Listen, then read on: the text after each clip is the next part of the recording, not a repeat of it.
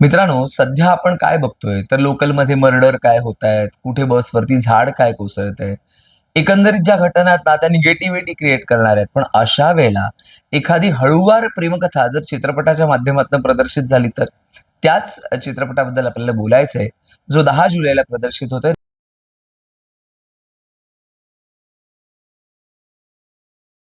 नमस्कार, मी गणेश आचवल, स्वामी कृपा क्रिएशन या युट्यूब चॅनलमध्ये तुम्हा सर्वांचं मनपूर्वक स्वागत करतो. मित्रांनो, नुकताच तुला पाहता या चित्रपटाचा ट्रेलर लॉन्च सोहळा मोठ्या दणक्यात साजरा झाला आणि मुख्य म्हणजे त्या ट्रेलरची समीक्षा करण्याकरता मी आज इथं आहे. बघा, 1971 ची एक स्टोरी आणि 2026 ची एक स्टोरी आणि या दोन प्रेमकथा जर एका मुख्य कथेमध्ये गुंफण्यात आल्या तर काय वाटेल? त्याच भोवती हा चित्रपट आहे की 1971 ची एक प्रेमकथा आणि 2026 ची आजच्या पिढीची प्रेमकथा, की जिथं लिव्ह इन रिलेशनशिप या गोष्टीला कुठेतरी महत्व देण्यात आलंय. पण 1971चं प्रेम कसं आहे, तर ते हळूवार आहे, तरल आहे. पण ते प्रेम यशस्वी होतं का? किंवा नात्यांमध्ये काही गुंतागुंत होते का? अर्थात चित्रपटात नेमकं काय आहे आपल्याला ट्रेलरवरनं अंदाज तर बांधता येतोच. कारण त्याच्यामध्ये दाखवलेलं आहे की 1971 मधलं जे एक प्रेमी युगुल आहे, त्यात एक अचानकपणे युद्धासाठी गेलेला आहे आणि तो परत आलाय, परत नाही आलाय माहीत नाही. ते ट्रेलरमध्ये तुम्हाला कळेल. ती उत्सुकता मी तशीच जाणून ठेवतोय. पण मुळात लिव्हिंग रिलेशनशिप वगैरे मला अजिबात पटत नाही, असं म्हणणारी सुद्धा एक पिढी, जी मधली पिढी आहे, ती सुद्धा या चित्रपटात आहे. आणि मुख्य म्हणजे आयुष्यात उतार वयात कोणी साथीदार आपल्या आयुष्यात अचानक येतो का? या संदर्भात सुद्धा या ट्रेलरमध्ये भाष्य करण्यात आलंय.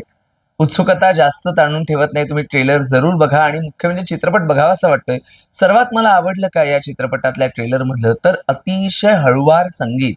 आणि या चित्रपटात एक नाही, दोन नाही, तर तब्बल 7 ते 8 गाणी आहेत. यातनं लक्षात येईल की लेखिका, निर्मात्या, दिग्दर्शिका मयुरा प्रधान यांनी या सगळ्या गोष्टींचा कसा कल्पकतेने विचार केलेला आहे. आणि वन मॅन शो म्हणतात तसं वन वुमन शो असं आपल्याला म्हणू शकतो आपण. मयुरा प्रधानांचं कौतुक करायला हवं आपल्याला. ट्रेलर सुद्धा अतिशय उत्तम झालेला आहे. मुख्य म्हणजे मोठी स्टार कास्ट आहे. सतीश पुळेकर, इला भाटे यांच्या चित्रपटामध्ये भूमिका आहेत आणि नव्या पिढीचं प्रतिनिधित्व करणारा नचिकेत लेले आणि मानसी पाटील ही जोडी सुद्धा आहे. बाकी सुद्धा कलाकार आहेत, त्याबद्दल तुम्हाला कळेल आमच्या आतली बातमी सेगमेंटमधनं.